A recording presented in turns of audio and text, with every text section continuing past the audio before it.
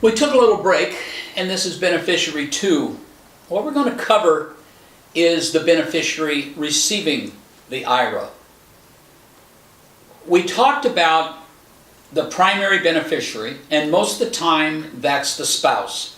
So let's first start there, Jim, with the spouse inheriting an IRA from a deceased spouse. Yeah, when a spouse receives an IRA, they have the most flexibility of any beneficiary of what they can do. They have choices. So, and the one unique choice of the spouse is they can actually decide to roll the IRA over and make it their own. And this is used very often among people. Typically the oldest person might pass away first, and so the spouse is a little bit younger, and so they would want to have the IRA distributions based on their age and not the deceased spouse's age. So they can roll it over to be their own IRA, and that's only available to spouses. Non-spouses aren't able to do that. And that would allow them to continue to defer the income taxes on it and then base it on their life expectancy. But they can also inherit the IRA as an inherited IRA and start taking required minimum distributions right away if they think that's to their advantage. And this is something that a younger spouse might use, particularly if they're below the age of 59 and a half, because if you recall, the 59 and a half is the age you have to reach to take money out of an IRA penalty-free. Prior to that, there's a penalty at both the federal and in most states. There's an additional penalty for taking it out pre-59 and a half. And then there's a number of other unique ways that a spouse can set it up to really base it on their life expectancy, their age, and the decedent's age. So one of the things that we worry about is in second marriages on a spouse, because a lot of times they set up the IRA, that transaction, or the 401k or the 403b years and years ago, forgetting entirely about it, and then they get a divorce, and then they get remarried, and then they pass away. The beneficiary still has the first spouse, and under almost all the state laws, that first spouse gets the beneficiary and gets the IRA. So it's very important to people to look at that. There's also another little quirk that you need to know, and that is, most of you are in California, but if you were in Washington, Arizona, Nevada, New Mexico, Texas, Louisiana, and somehow Wisconsin got there, I'm not sure. Those are all community property states. And in most cases, and in some of the others, the federal law requires if you name someone other than the spouse as the primary beneficiary, the spouse must sign a consent form. So let's move off the spouse now and lose down to other beneficiaries or the contingent. Jim, there's a whole different set of rules on an inherited IRA from the other contingent beneficiaries. Correct. Only the spouse has the unique ability to roll it over to their own IRA. All other individuals who inherit an IRA, they'll need to take it out based on their life expectancy. We call this the stretch payout. So if it's an individual, they would have obviously a date of birth, and there would be, based on a government table, a life expectancy factor. And the factors that are used is the younger they are, the greater their life expectancy would be versus someone who's older. But you need to be careful when setting these up because you'd like for the individuals to each have the IRA distribution based on their life expectancy and not the oldest person. So whenever there's more than one beneficiary, there are some things you need to do to make sure that they can take it out over their own life expectancy. Now remember how much time you spent with the attorney and thinking about not leaving some of the heirs money outright because they might go through it, or how you wanted to protect against a creditor or divorce and how you set that as living trust and all your estate plan up.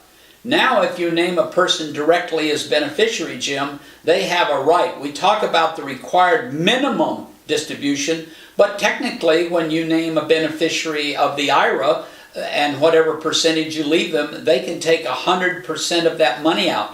So a person loses all the creditor protection and all the ability to maybe keep the person from spending the money all at once. So then what are they going to do? Yeah, so there are things to do to protect from creditors, but before we jump quite to that point, I want to cover one more thing about individuals, and that's minor children, or really any child that's younger than the age you'd like them to receive the outright ability to withdraw an entire IRA account. But minors in particular, before the age of 18 or 21, depending on what state you're in, they're not considered adults and they're not able to make contractual decisions. And so there would need to be a guardian or custodian appointed that would have control over the IRA distributions while they're a minor. But more importantly, once they reach the age of majority in that particular state, they would have complete uncontrolled access to the money, and they could withdraw the entire balance. And this may not be the wisest thing to do, to have a large IRA be able to be withdrawn by a minor, or sometimes even children in their early 20s. There's a whole other thing we could talk about qualifying for college financial aid, but you sometimes don't want them to have all of that access to the money. And so what you would probably do is set up a trust. And a trust can be done for a number of different issues, but obviously you recall when we talked earlier about the problems with setting it up as a trust. So you need to be very careful on the provisions. You can't just default to your living trust, and it needs to be set up specifically to meet the rules for IRA beneficiary designations.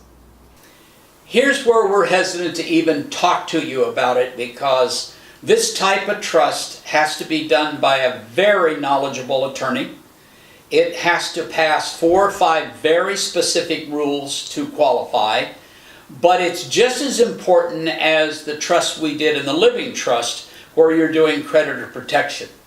There's another trust that a lot of you have become familiar with, and that's a special needs trust. So if you have a person who is receiving some type of state or government aid, and you leave them, I think the number's around $2,000 or more in any form, that disqualifies them until the money they've inherited is used up. So when you get a disabled or someone on SII or any of the problems that a person has in their government aid, you do not want to leave them anything over that $2,000 threshold. So now we're entering an area, Jim, where we're putting together trusts, and we've got to come up with a word here, and I think that word is conduit. So we have to think in the words of a conduit trust.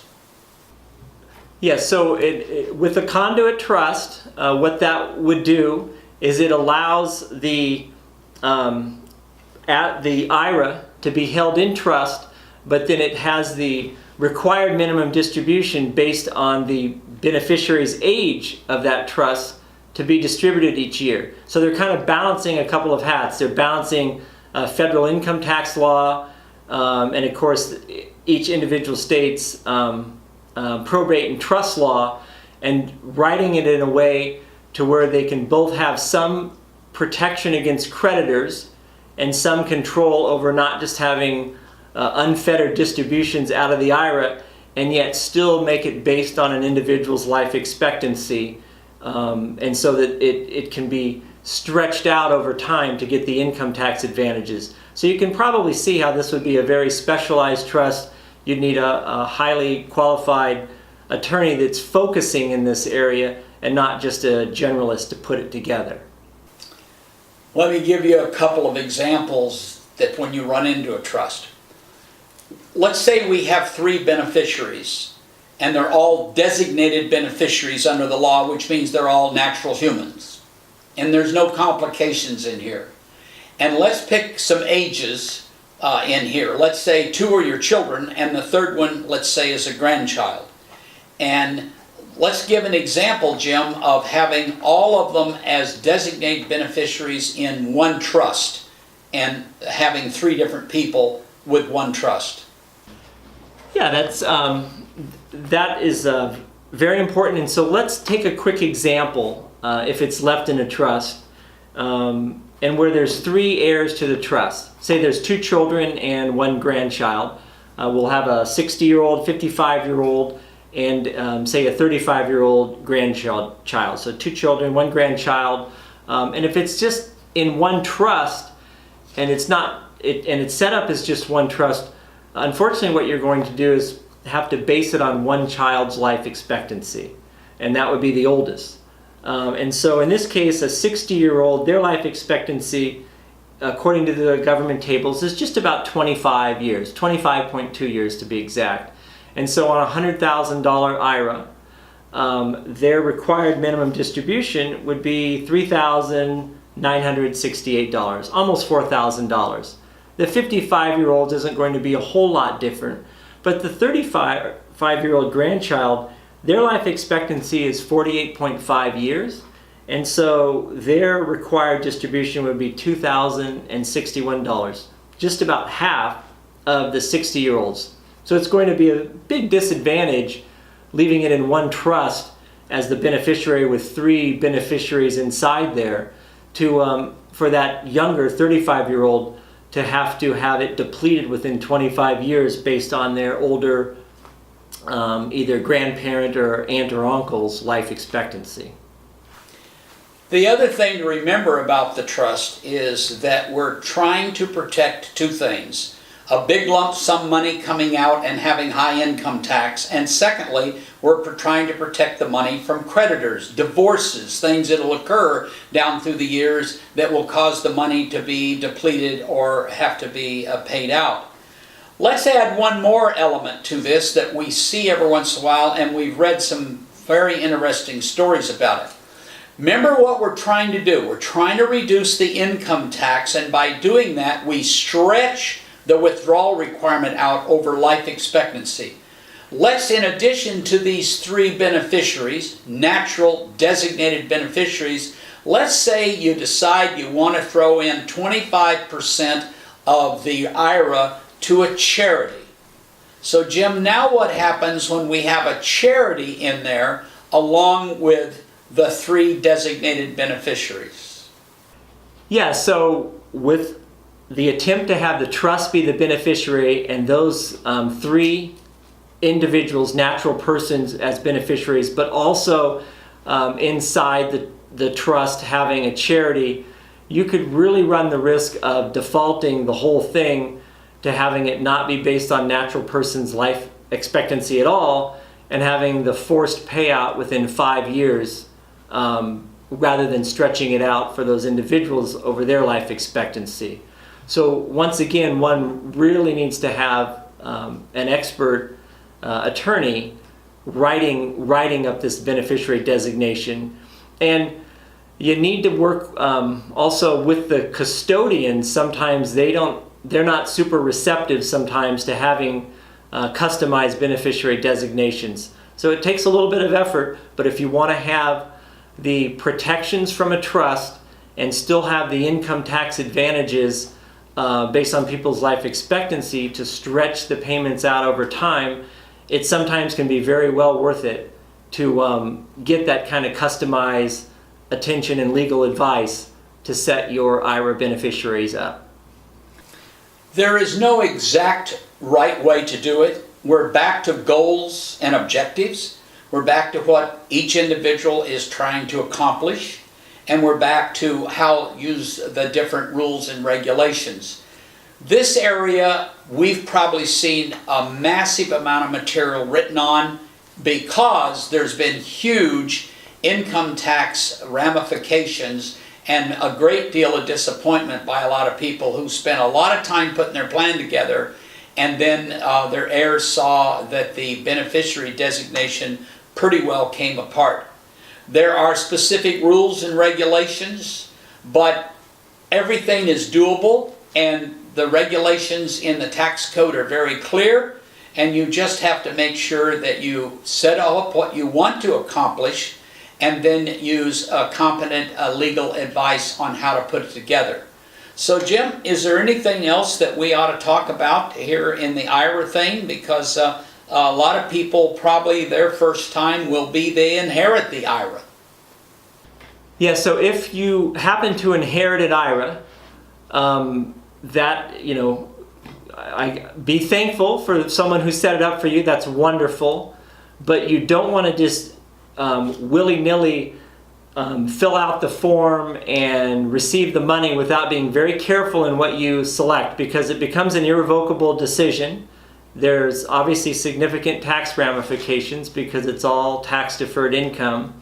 And you want to do whatever's possible so that you probably can stretch it out over your life expectancy to minimize any income taxation. And remember, this doesn't prevent you from taking more than the required minimum based on your life expectancy. It just means that you have the option to defer it as long as possible. So we'll close by saying what you need to do. Go find all those documents you filled out on your retirement plans and see if you can find who you named as beneficiary. Go get the documents on that annuity and see if who you named as beneficiary. Look at the life insurance. If you can't find them, most of the companies will have copies of them. You have to get them. And remember, if it doesn't fit what your estate goals are, you could be creating a real disaster for your heirs. And no one wants to do that, particularly if they spend a lot of time, Jim, putting together their living trust. They certainly want to make sure they've got their beneficiary designations done right.